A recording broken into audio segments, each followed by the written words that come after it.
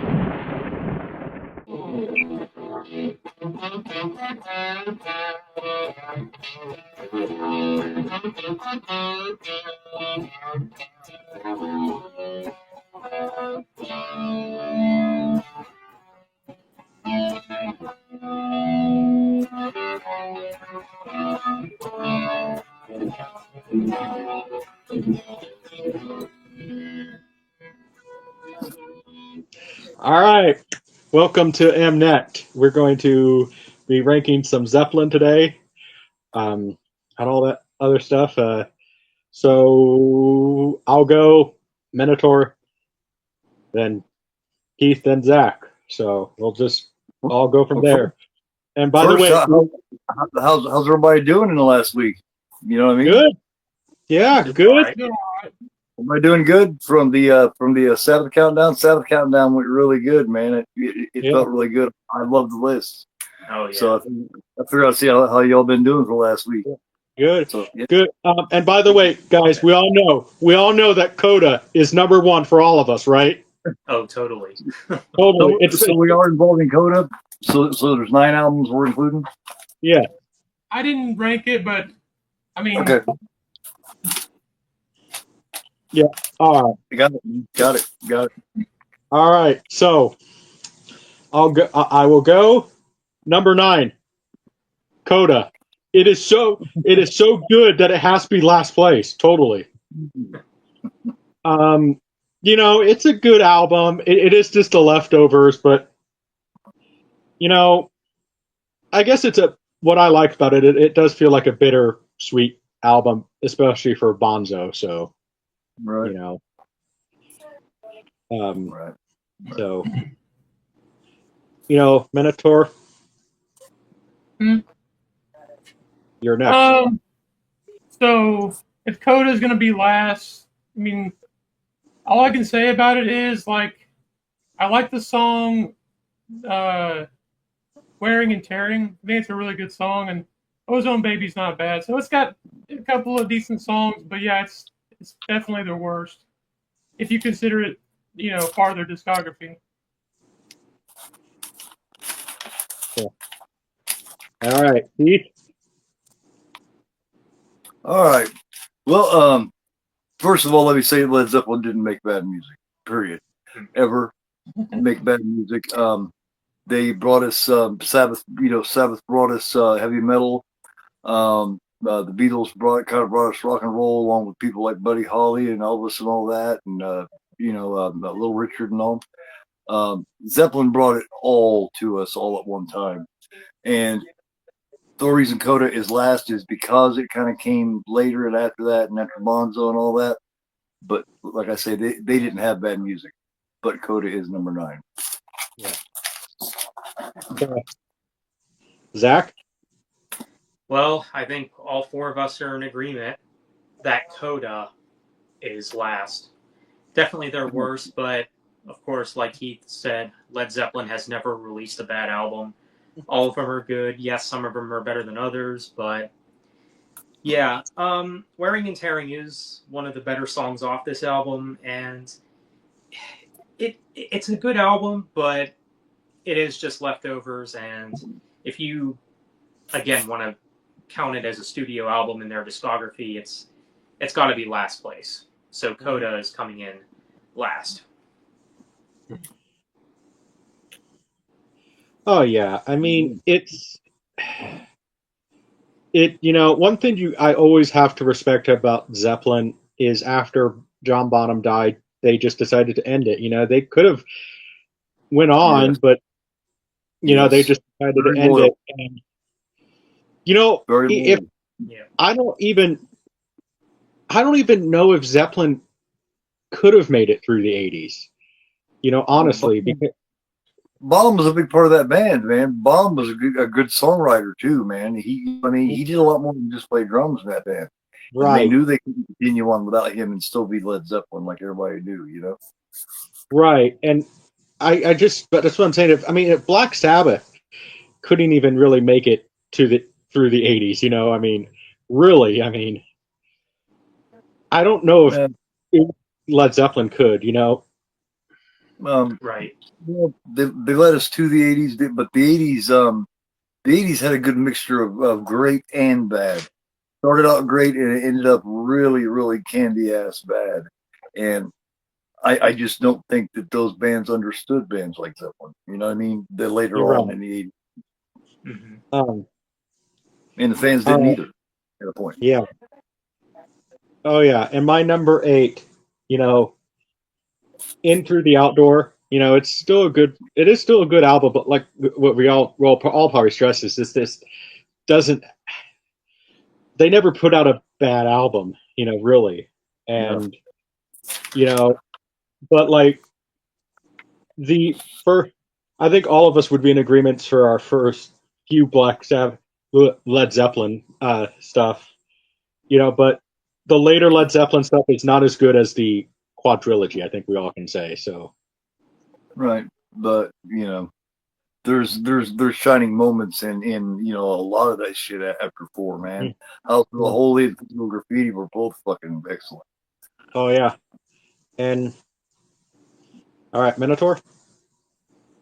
Yeah, mine is also Into the Outdoor, and I can't really explain why it's last. It just, it's got some good songs. In the Evening, Full in the Rain, All My Love, but Oh yeah. I just, for some reason, it's everyone's last, and I don't know why, but it just is. Yeah, they kind of changed, like All My Love up against Whole Lot of Love. You know what I mean? They definitely lightened out. I think they were starting to live the life a bit. They were starting to enjoy the money a little bit, and they just weren't pissed. They weren't hungry anymore, and that happens to every band. Well, I also think a lot of it too. Around this time and around the time, there was some extreme personal stuff with Robert Plant. His child, yeah. I can't even imagine losing a child. That's one of the most horrible experiences a parent could ever deal with. Especially how he died. Keith, It definitely is. It definitely is. Keith, I think it wasn't an electrical accident or something. How? I'm not sure. Something like that. Yeah, yeah. It was one of those accidents, kind of like Eric Clapton's son walking out the window at like so many stories up. Yeah. Yeah, I think it was like some sort of electrical accident or something like that. And plus, like, Jimmy Page was really far into his demons with the later albums and everything. Oh yeah. And Bonzo passed, according to myth, passed out on stage because he overdosed on bananas, is what I heard. Huh. He ate 32 bananas and passed out on stage. Not to mention the gallons of whiskey. Yeah, well, keep in mind too. Okay, that's when you started counting the bananas. So, how many bananas do you have to overdose on bananas after 32? Yeah, he'd start getting at that point he'd start, he was getting quite heavy. You know what I mean? And he's drinking a lot more, and the food and the alcohol has a lot of calories, and he was really, really pushing his luck at this point. Oh yeah. So, all right, I think Keith. Yeah. Next. This is interesting. last week we had a countdown that was completely different. We were all different. We were all over the place. This week we seem to be in agreement, man. I got I also have In Through the Outdoor. I mean, like it kicks off with in the evening in the Southman Suarez. It's just it's different. It's not worse. It's just different. It's not that raw, grimy, hip grinding fucking Zeppelin. Zeppelin, the first several albums, they played with their dicks. They played with, you know what I mean? They played with their masculinity and their sexuality. At this point, they were playing more with, a little lighter, a little more heart. Not that it's worse. It's just I like my grimy raw Zeppelin. It's like when Ozzy, rest in peace, became Glozzy. Oh yeah. It's Ozzy, yeah. He's still Ozzy though. Right. Yeah. All right. Let's begin. Yeah. All right, Zach. I think all four of us are in agreement again. In Through the Outdoor. All right. Not a bad album. Not a bad album at all. It's got In the Evening, which is a solid song. Carousel Lambo is pretty good. You got All My Love. Full in the Rain is pretty good, but I do have to say Hot Dog is maybe one of the worst Led Zeppelin songs. But I forgot about Hot Dog. What are you thinking about that? Yeah. Yeah. But yeah, it's goofy, but I think I remember liking it. But hey, I like to eat hot dogs. I just don't I don't know about the song. yeah, it's different. I think they were experimenting a lot too at this point. You know what I mean? They're experimenting and wanting to do different shit.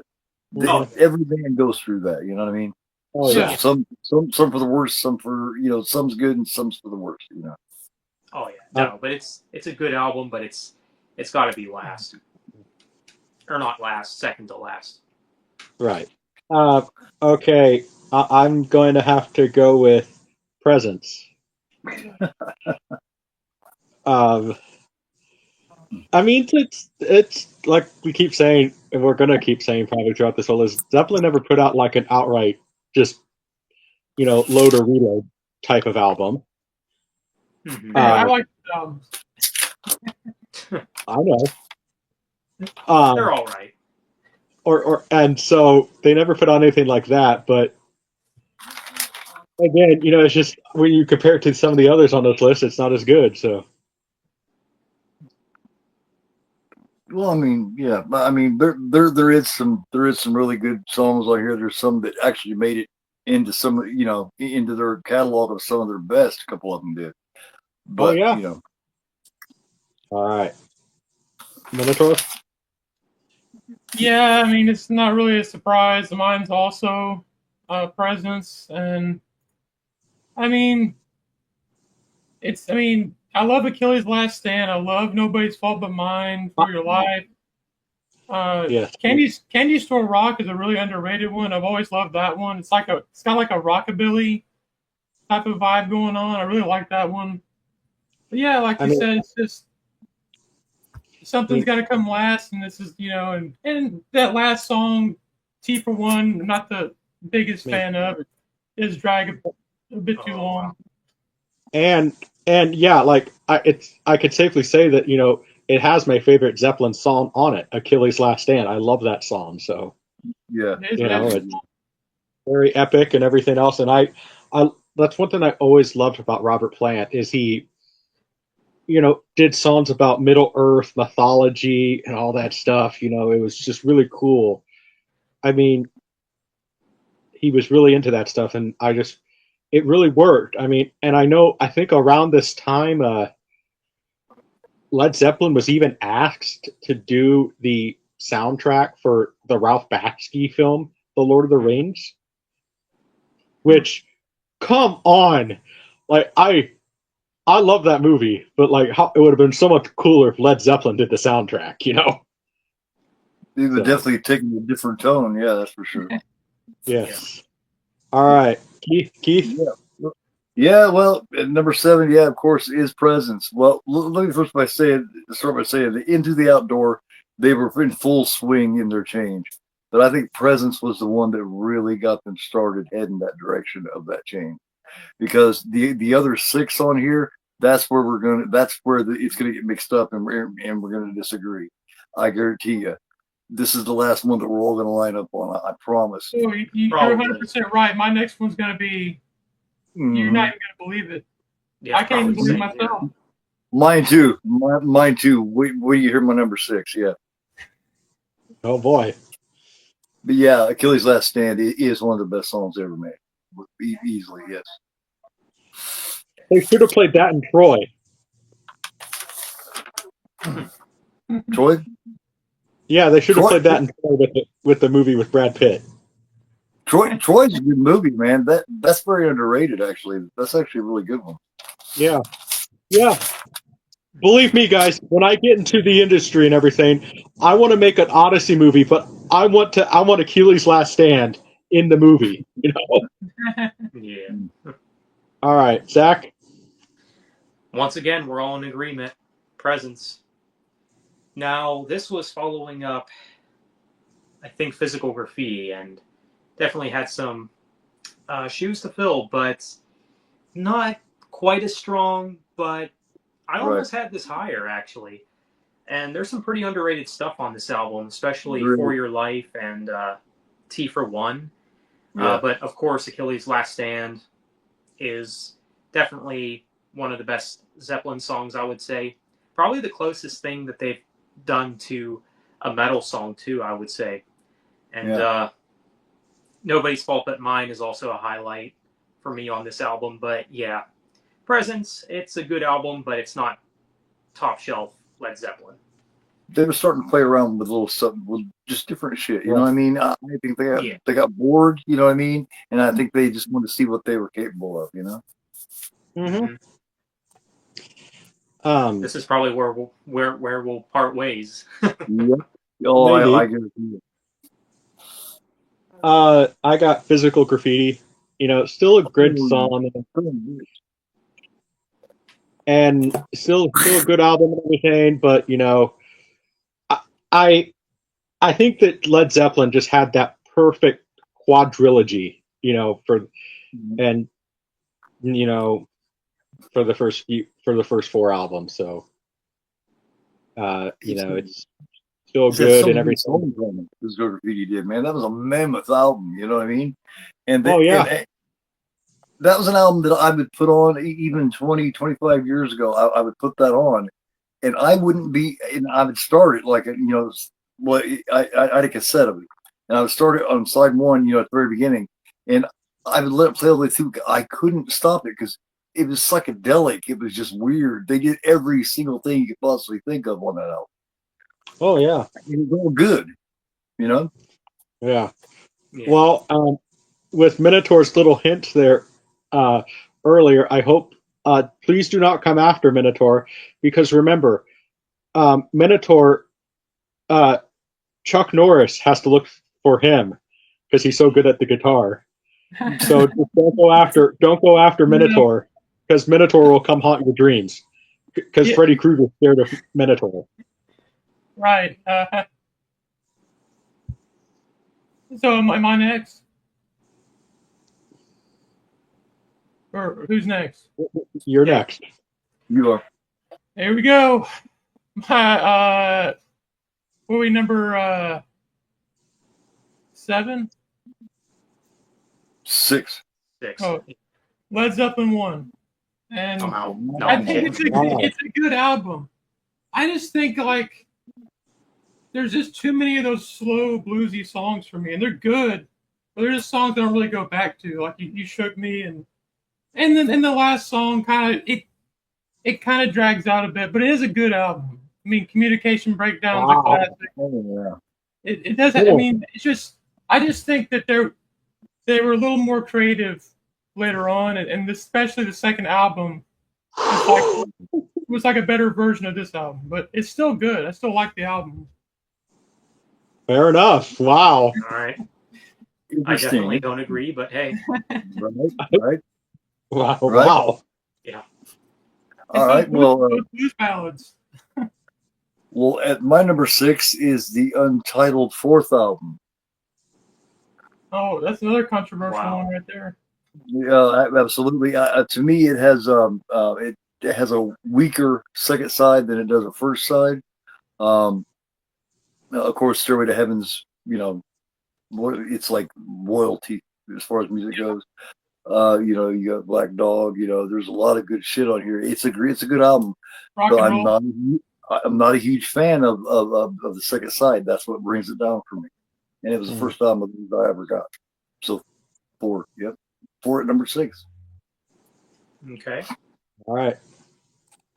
Zach? Oh boy, this one is also probably going to be very unpopular among the Led Zeppelin fans, but got to go with the third album, Led Zeppelin 3. The first 2 albums are classics, great albums, but when they got here, you could tell they started experimenting more with their sound, and I mean, honestly, it's a good album, but like as far as like replay value goes, there's really only a few songs that I think are worth returning to. I mean, some of those probably being Since I've Been Loving You and Out on the Tiles, and my personal favorite on this album being Tangerine. But of course, it does have Immigrant Song, which is one of their biggest songs, but I find it a bit overplayed, but still a good song nonetheless. But Led Zeppelin 3's got to be here in the ranking. Way ahead of their time on the album cover. The album cover is way ahead of its time, though, man. Oh yeah, no, it's good. I like it, but I have never been in love with it. Right. Oh yeah. Well, and this is kind of the point. I have to say that this is kind of the painful part of the list for me, because I love the album. I love the album cover. I mean, and but I have to put Houses of the Holy here at this point. That's great album, but this is the part that's just painful because although I have to sit there and ask the question, why wasn't the song Houses of the Holy on the album Houses of the Holy? So many great songs on here, though, man. I'm a huge fan of Over the Hills and Far Away. You know what I mean? Fuck, man. The Ocean. I mean, yes. Those are some of their best songs. All right, Minotaur. I actually struggled because last night I listened to them back to back, and I was like, which one do I like better, Led Zeppelin 1 or Led Zeppelin 3? And I think I'm going to put Led Zeppelin 3 because I actually kind of like the experimentation they were doing. It starts off with the Immigrant Song. Honestly, Since I've Been Loving You, I'm not big on their big, epic blues ballads. They're all right, but I like Tangerine and Gallows Pole. I like how they're experimenting with the banjo, stuff like that. Out on the Tiles is like a really one of their heavier songs. Mm-hmm. I love Brian You're Our Stomp. I think that's a really underrated song. Mm-hmm. Yeah, I mean, I kind of liked that they went a little experimental for this album. And I think it was like a breath of fresh air. It kind of well, except for one song, "Hats Off to Roy Harper," which is probably the worst Led Zeppelin song ever made. But but the rest, I think it's a pretty solid album. I like the direction they were going with it. Yeah, that's fair. Yeah. At my number 5, I'm in agreement with Ty. I also have Houses of the Holy at number 5. Of course, this is at the point where a lot of these albums, like I said with Sabbath, we started out with 2 really solid bands that had first solid 5 or 6 albums. So it's like any of them could interchange. Mm-hmm. But right now, number 5 is Houses of the Holy, even though it does have some of their best shit on it, in my opinion. Oh, it does, yeah. Oh, yeah. 2 or 3 of those songs, are definitely on their best. All right. Zach? For me, got to go with Physical Graffiti. Ooh. A good album. Does it need to be a double album, though? That's debatable. I mean, I know some fans would have this maybe number 1, number 2, but for me, I probably would like this album a bit more if you took out a few songs. Again, like again, does it need to be a double album? But either way, there's some very good songs on here. Of course, The Rover is a great song. In My Time of Dying, Houses of the Holy, and Kashmir, which is maybe one of my favorite Led Zeppelin songs. But yeah, overall, good album. Good album. All right. My next one is Led Zeppelin 2. Okay. Yeah. Mine. You're number 4. Number 4 is 2. Okay. I'm just counting out the number for you. We're at number 4 right now. Yes. Okay. Okay. Mine is Led Zeppelin 2. Wow. Okay. I mean, You're killing me. You're killing me. I like it, but again, like I keep saying, that quad trilogy is just. I mean, they put out 4 great albums, and and there's one of them. There's one of them that I think it has a bit of nostalgia because it is the first Led Zeppelin album I heard. So in the quadrilogy. So, Wow. and but yeah, Led Zeppelin 2. Wow. Okay. All right. All right. Well, at least I didn't pick Led Zeppelin 1 at number whatever. So Yeah. But all right, Minotaur. What are we at? 4. 4. Yeah. Houses of the Holy would be my. I mean, yeah, there's a lot of songs I like on it. Like Jamaica. I know I recently found out people don't like that song, but I've always loved it. And The Ocean, No Quarter, Over the Hills and Far Away. The Rain song is good. Like Dancing Days. Like, yeah, it's a solid, pretty much through. The only song that is iffy on is The Crunge, but the rest of it's great. I love it.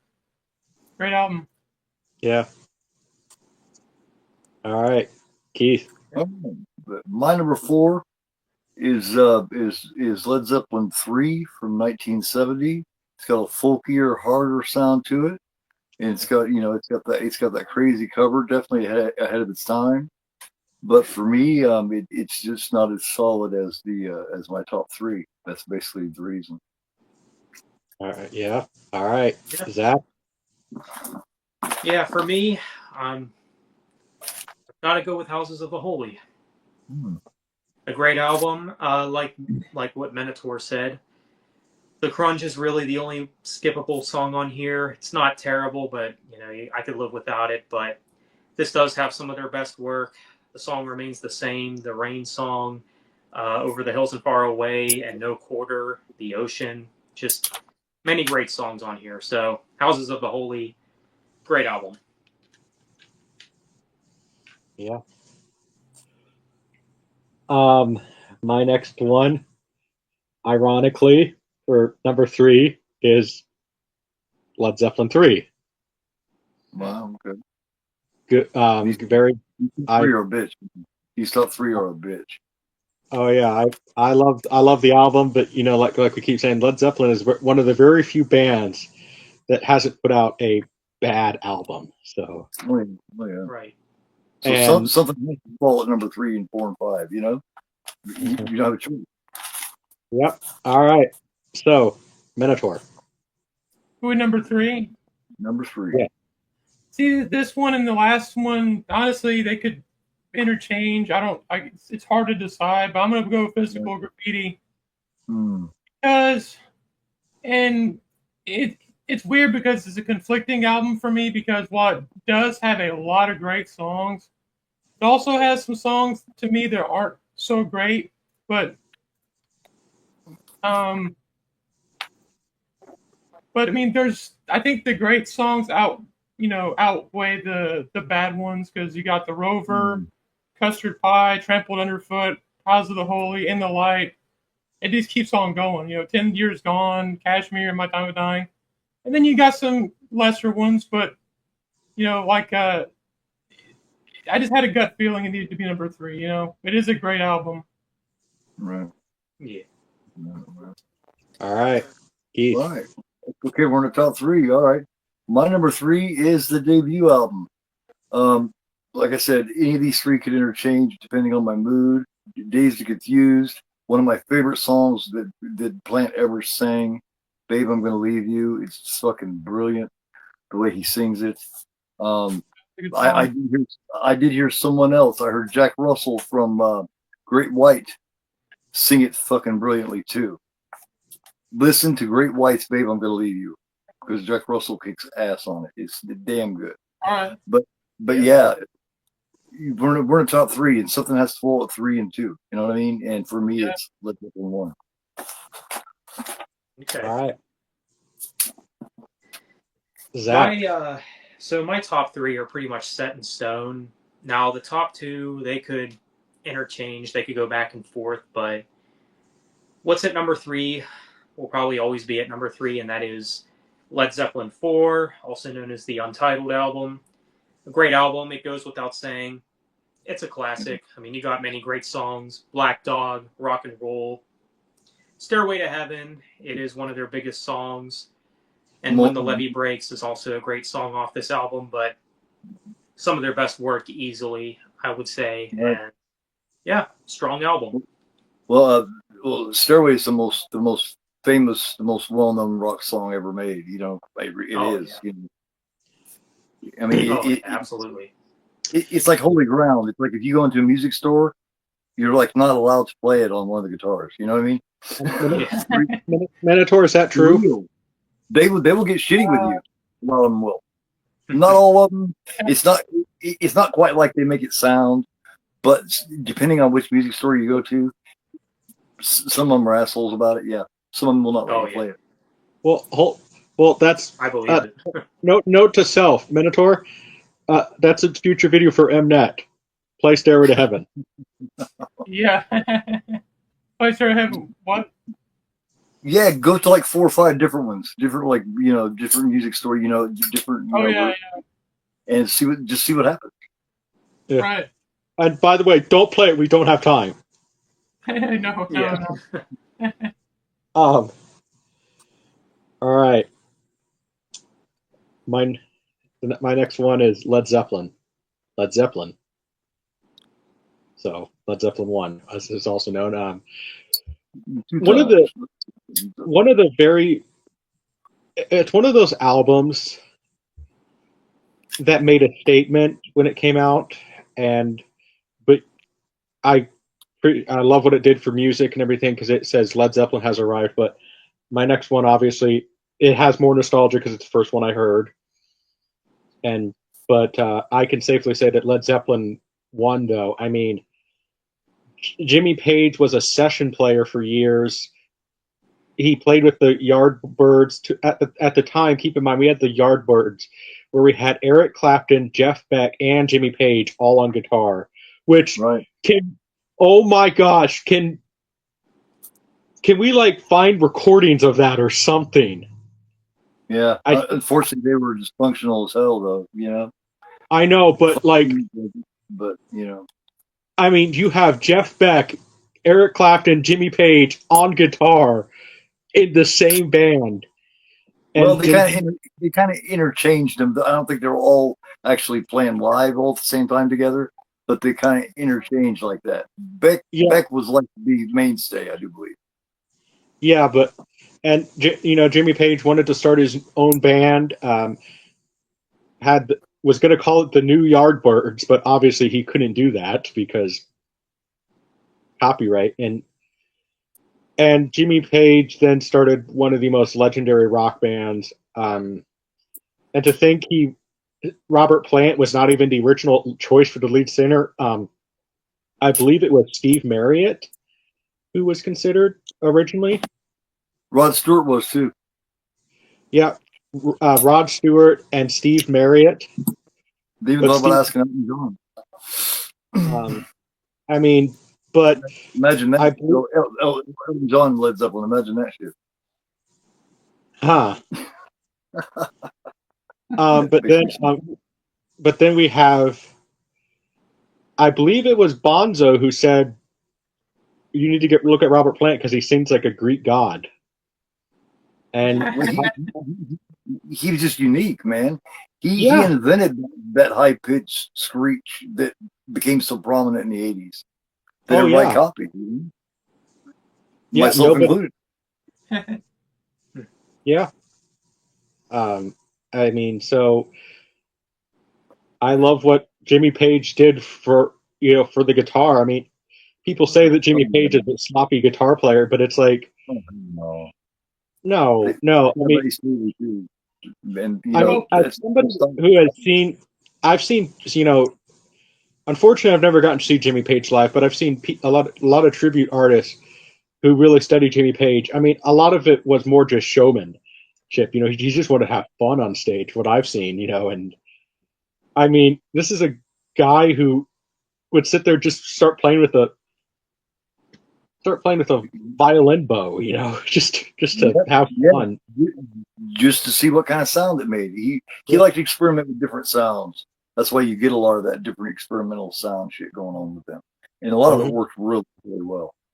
Yes. All right, Zach. Wait, I'm up next. Wait. Sorry, Minotaur.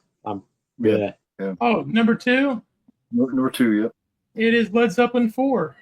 And yeah, it's these last 3 are really hard to rank, and it's hard, but I think why this one's number 2 is because, I mean, it has some of the all-time classics: Black Dog, Rock and Roll, Misty Mountain Hop, Going to California is great. They have the Battle of Evermore, which is like a folky type song, and then like one of my favorite Led Zeppelin songs ever, When the Levee Breaks. One of the heaviest, one of the most badass songs ever written. I mean, those drums, and Led Zeppelin's never been able to recreate that song live because they sped it up in the studio and they slowed it down. It has this swampy like vibe to it. And it's just something about that song is just pure magic. Yeah. Cool. Yeah, I definitely can't argue with any. I can't argue with any of these top 3. You know what I mean? Really. Okay, let me see here. We go back here because I don't argue and remember. All right, we're at number 2. All right, my number 2 is number 2. I do think this one is better than the first one. I think they were really finding themselves on this one. The first one, you know what I mean? Of course, it's great, but the second one, I think it has their best rockin' song they ever made on it, which is Whole Lotta Love. That's my favorite rockin' song of theirs. As far as an upbeat song, that's my favorite. And it really sets the tone. The first song right out of the gate. And it really showed. If you listen to the first one and you immediately listen to the second one, you hear where they have become a unit. They have become cohesive. And I really love that. That's why it's number 2. Okay. All right. Zach, now you're up. Number 2, Led Zeppelin 2. Definitely a classic. Great album for sure. Definitely one of their best. Now, this album and the next album, what's at number 1? Again, they could flip-flop. They could go back and forth for me. But Led Zeppelin 2 is a great album. You got A Whole Lot of Love, which, you could argue is a bit overplayed at this point, but it's still a good song nonetheless. What Is and What Should Never Be is definitely one of my favorites. You also have the Lemon song, which I think is kind of underrated. Thank You, great song. Living, Loving, Made, Ramble On, Bring It On Home. I mean, there's not really a weak song on this album. Every song, this album start to finish, solid. So Led Zeppelin 2, it's definitely one of their best. They released it the same year, didn't they? And they released it the same year as the first one, I do believe. Yeah. Yeah. 1969, I think. Or yeah. No. Yeah. Yeah. Okay. So, yeah. 1. Well, my number one is Led Zeppelin. Led Zeppelin 4, because again, it's the first one I heard, and it's like really introduced me to Led Zeppelin, and I love the album. I remember buying it on CD and putting it in, listening to it on the school bus. I'm like, man, this is cool, and with those portable, the things that kids nowadays don't even remember, the portable CD players where you could take it on the bus. Now they I have. remember those. Did you listen to it on a Walkman, on a cassette? So Yeah, I was gonna say Keith probably remembers it on a Walkman. So, yep, and Walkman with those shitty ass headphones. Yeah. Well, and by the way, you kids though nowadays don't even know about those earbuds. Are so uncomfortable. I prefer the over the head headphones. Yeah, I'm the same way. I love the earbuds, actually. I love the way they fit right in there because I like my shit blaring right in my ears. Yeah. All right, Minotaur. My number one. Yep. It's funny because I didn't grow up with the albums themselves. I had that compilation, the 4 CD one that had like the compilation of their songs. But a few months ago, when we were going to do the ranking, I looked at that track list for Led Zeppelin 2 and immediately knew that was the best one. I'm like, you got a whole lot of love, Heartbreaker, Ramble On, What Is It, What Should Never Be, Bring It On Home, Live and Love and Made, all in the same album. It's incredible. I mean, Moby Dick. The only song it's questionable is Thank You, but I can deal with it. But I mean, from start to finish, this is just supercharged, in your face rock and roll. I mean, it just like Heartbreaker is one of the best solos ever made. A whole lot of love, like you said. That riff is incredible. The chorus and What Is and What Should Never Be really, really hits hard. Live and Love and Made is like one of their most underrated songs, and like there's so much you could say about this album. It's an absolute masterpiece. It didn't take me long to be like, that's the one. That's the best Led Zeppelin album ever. Yeah. I mean, can't go wrong. Like I said, like I've said throughout this whole ranking, you can't go on with that quadrilogy. I mean, so Right. Yeah.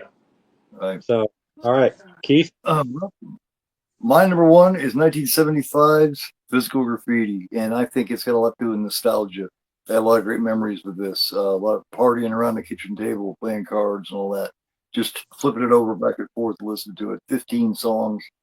It is a lot of songs, but I mean, it's just got a groove all the way through it, and you get something different with each song. That's what I love about it. Like I say, it's nostalgia to me. It's like chicken soup for the soul. So that's my number. It is a great album. There's a lot of good songs on there. Everything that they ever did is on there. You know what I mean? Everything they ever covered basically is on there somewhere. Yep. Oh yeah. All right, Zach. Oh boy, my number one. It's got to be Led Zeppelin 1, the first album. Again, like I said, this could go back and forth with the second album, but I believe this was the first Led Zeppelin album I've listened to, and it still holds up for me. It's definitely a classic. Another album where there's just no skips on it. Every song on it is great. Good Times, Bad Times is definitely one of my favorite opening tracks from Led Zeppelin. You Shook Me is good. Dazed and Confused, which is maybe my all-time favorite Led Zeppelin song, and it's got one of my favorite solos from the band too. Your Time Is Gonna Come is great. Communication Breakdown. How Many More Times, probably also one of my favorite Led Zeppelin tracks. But yeah, I think this album just about has it all. It's definitely a classic. So Led Zeppelin 1, great album, and it's my number one. There are some painful parts for me to putting it there, but what I always loved about Zeppelin is I know Jimmy Page never really called them. He never liked the term metal for Zeppelin. I mean, I would say they're more I would They're more just hard rock. I would Yeah. say hard rock, but then they also have even influence of power Folk. metal too in some ways because There's you know folk, there's blues, man. There's everything in there, really. They just oh kind yeah of they just kind of mixed it all together and made something really cool, man. oh Um, yeah he was talking earlier about how Plant got involved in the band. Yes, you're right. It was Mom that said that they should get him because he played with Plant in a band called Joy, and that was at about the time when Jimmy Page was he was a studio musician, and he was also in a band called Obs Tweedle. hmm I think And he jammed live with a black woman way back in the day by the name of Shirley Bassey, and she was one hell of a singer too, man. Goldfinger Huh? Goldfinger Shirley Oh Bassey. yeah. Hmm.